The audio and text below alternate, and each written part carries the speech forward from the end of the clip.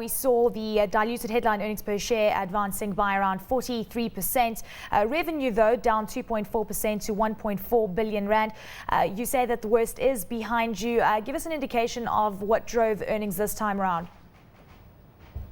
Let me put it in context that what you should be looking at is our normalized earnings rather than the reported earnings. So the reported earnings, the growth is, headline earnings per share growth is 8%. Remember that in the past our results were always impacted by intercompany loans, which were non-cash items, non-operating items. So I think what we should be looking at is on that 8% growth in headline earnings per share. But in the main, what has driven that is we have continued to focus on high margin business. We are focusing on services business instead of product business. We are focusing on long-term annuity business and also on a very complex, large system integration projects. Those have helped to enhance our margins, and that's why you see our EBITDA margins slightly improved from 9.4% to 9.4%. Well, Jonas, also just, you mentioned the services business, which obviously is a high margin business and is currently accounting for around 84% of your business structure at this point in time. Any plans to start reweighting things as things start recovering in the ICT sector? Clearly, we've had a lot of projects come to an end purely because we haven't seen a lot of investment coming through from the public sector or from the private sector, but you're starting to allude to the fact that things should start turning around from here. Yeah, when I look at our pipeline, I can see that there are a lot of projects that are product business. So yes, I expect that to slightly increase. However, as a business model, we don't focus on products. We only sell them if really we have to defend a client or a base, etc. We generally focus on services.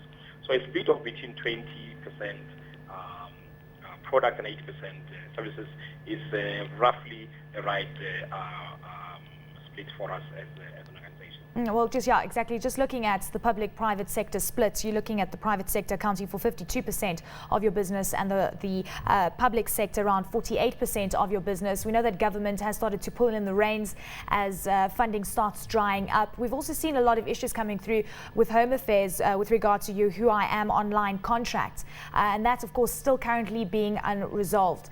What progress do you see happening from here onwards? Because it is something that has dragged on and it is hurting your bottom line. Right. Well, we have been involved in with our previous discussions with government, and those discussions, I think they are culminating or should be culminating in the near future. What we have done is we have put on a table a proposal that we think is in line with government, with what government requires, and we are waiting for them to evaluate and come back to us with a response. Because, Jonas, at the end of the day, this contract accounted for 14% of your total revenue, so it was definitely one of those contracts that you did not want to lose. Absolutely. And as it is, we are waiting to ensure that we find a resolution rather than litigate. I think litigate against government will be the last option. What we are focusing on is to resolve this.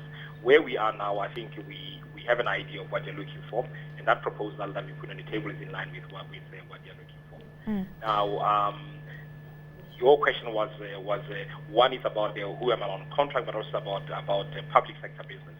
We continue to win a number of large projects in government, and we will continue to deliver that. But you are right.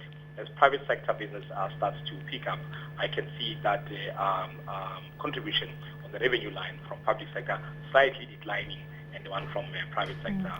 Jonas, looking at your relationship with government, obviously you've got work with the likes of the Department of Rural and Land Affairs. You're doing work for SANRAL.